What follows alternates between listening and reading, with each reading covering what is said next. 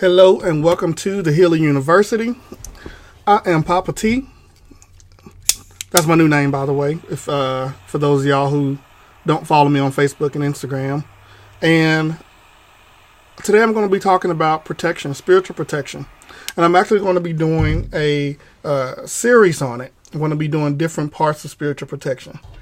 But the first part I want to start with is with prevention. I think that when most people ask me about how to protect themselves, one thing we typically don't consider is how to prevent putting ourselves in a position, to protect our energy. We typically want to know what stones should I use, what oils, sage, other type of resins and herbs.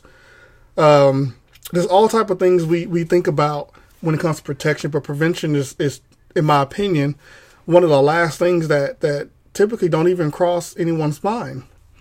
When I was in the Army, we used to do a risk assessment before doing any type of training exercise. And we would look at the hazards, the possible hazards. We would rate them, high, medium, high, etc., low. And then we would come up with measures to put in place to either eliminate the risk completely or to drop that risk down to a lower level. And then we would give an assessment at the end on, where the overall risk for the entire exercise, where it was. If the risk was still really high, or maybe it started high, but it dropped down to a medium or a low. And that let us know, okay, this mission can be done, or even if it is high risk, we're still going to do it, but we just got to make sure we're extra vigilant to the hazards that are out there. So prevention, when you think about spiritual protection and you think about prevention, one of the first things that always come to my mind is protecting your energy at all costs by not putting yourself in a position around people or in places where your energy can be compromised. So to shorten that up a little bit for you, basically I'm saying don't hang around bad people with bad energy. Don't go to places with bad energy. Now, is that reasonable? Is that realistic? Probably not, right? You got to go out there and be in the world and do things. And you're going to be around people with bad energy no matter what. But you can limit the people you come around. You can limit the places you go by already kind of, looking forward and saying, is this place worth me embedding my energy into? Can I protect myself if I go into this establishment? If I hang around this person who I know has bad energy all the time, energy vampire, drains me every time they come to my house, can I prevent that from happening? Absolutely, because it's your space. So again, prevention is everything. Prevention is, look, we're cool, but you need to do some shifting in your energy. You need to do some cleansing, because every time you come in my house, you leave your bad energy behind. And even if you don't word it that way, of course, when you talk to them, that is something that you always should be thinking. Who am I allowing inside of my space? Prevent those who knowingly have bad energy from coming into your space. Okay? Prevention. There are certain places you don't go to because of bad energy.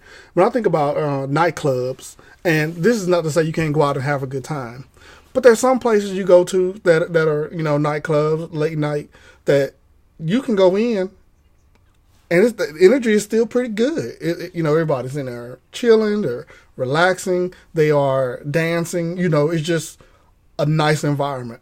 And then there's some nightclubs you can go to and it's like chaotic. The energy is bouncing all over the walls. People are angry.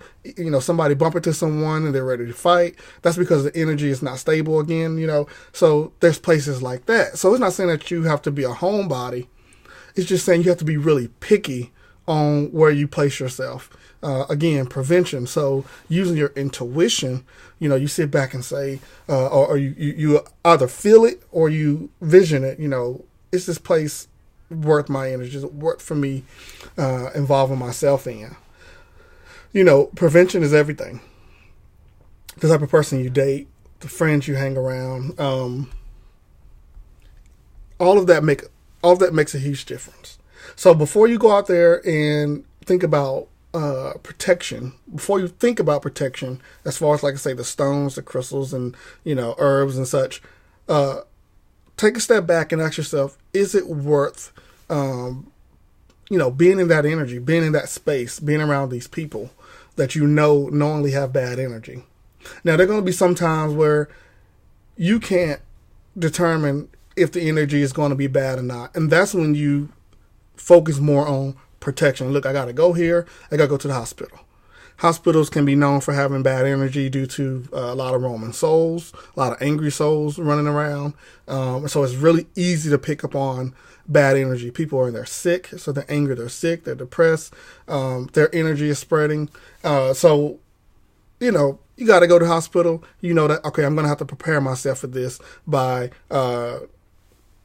making sure I have some type of protection, making sure my aura, all those things I'm going to talk about in the next part of the series. So, in the end, what I'm trying to bring home is that when thinking of protection, we can't leave out this part that deals with prevention. We have to make sure we are smart about who we allow in our energy, where we place ourselves when it comes to dealing with negative energy. And then once we start to be picky on the type of energy we want to be around, you'll notice that, yes, of course, you're going to still protect yourself, but you're going to notice it's a lot easier to protect yourself. You won't have to cleanse as often. You won't feel sticky, and that negative energy won't be so heavy on you all the time. So, and that's the lesson for today. The lesson for this video is prevention, preventing yourself from, being in bad energy. So just, do the best you can, use your intuition, and be safe. Peace, love, and light. I'll see y'all in the next part. Have a good one.